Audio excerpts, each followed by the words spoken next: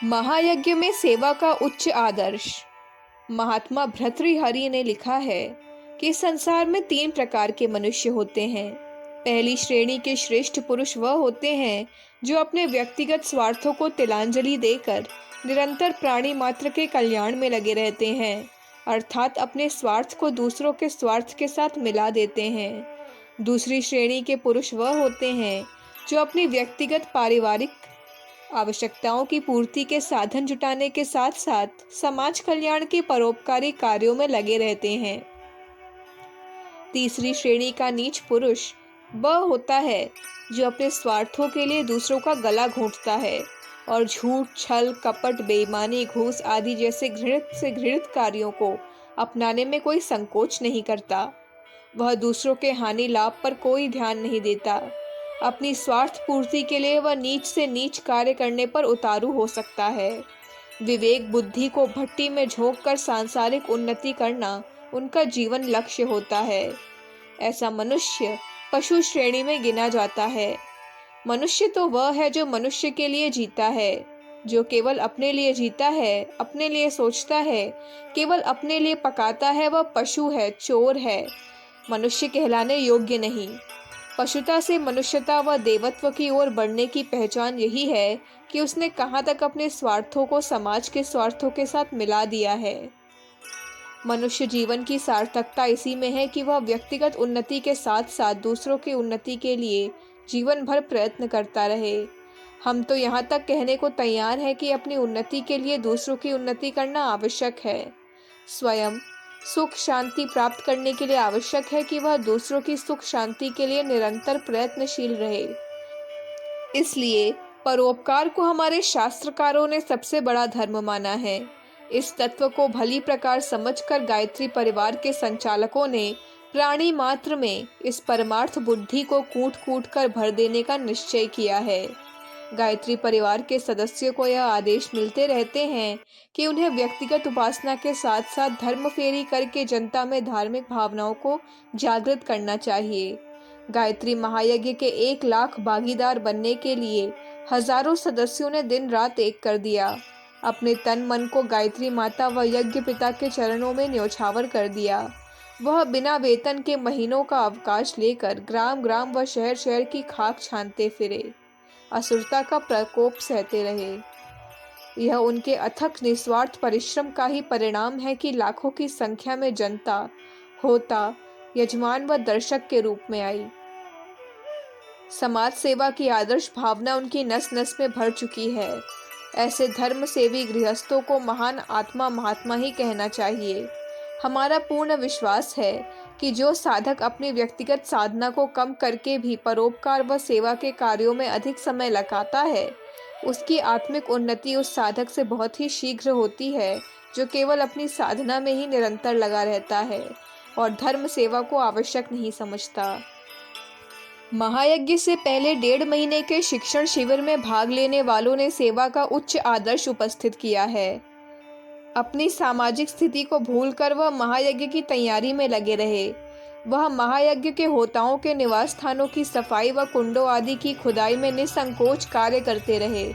अपने घरों में जिन व्यक्तियों का कोई शारीरिक कार्य न करना पड़ा हो, उनका फावड़ा व कुदाल उठाकर मिट्टी खोदने आदि के कार्य करने लगना उनकी उच्च पवित्र भावना के द्योतक हैं। कुंडों की लिपाई पुताई व रंगाई में कुछ स्त्रियों व पुरुषों ने जिस उच्च सेवा भावना को प्रकट किया, उसको गायत्री परिवार के संचालक कभी भूल नहीं सकते। वह प्रातःकाल 6 से शाम के 6 बजे तक बिना विश्राम के अपने कार्य में लगे रहे। श्रमदान का यह कार्य महायज्ञ की एक स्मृति रहेगी। गायत्री महायज्ञ में लाखों की संख्या में होता, यजमान व दर्शकों ने भाग लिया।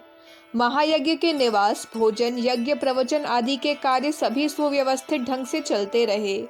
इतने विशाल आयोजनों को सफल बनाने के लिए हजारों स्वयं सेवकों की आवश्यकता पड़ती है।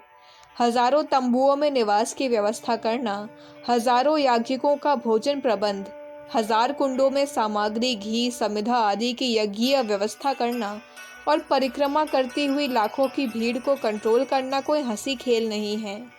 मथुरा निवासियों का यह कहना है कि सैकड़ों वर्षों से मथुरा में कोई ऐसा बड़ा आयोजन या मेला नहीं हुआ है जिसमें इतना विशाल जन समूह एकत्रित हुआ हो। मथुरा शहर से यज्ञ नगर तक की सड़क पर प्रातःकाल 6 बजे से रात के 11 बजे तक चलती हुई भीड़ को देखकर आयोजन की विशालता और सफलता का सहज ही अनुमान लगाया जा सकता था। इस विशाल आयोजन और अभूतपूर्व यज्ञ की विशेषता व सफलता का प्रत्यक्ष प्रमाण यह है कि इसमें एक भी ऐसी कोई दुर्घटना नहीं हुई जिसकी आशंका थी और जो मेलों में प्रायः हुआ करती है।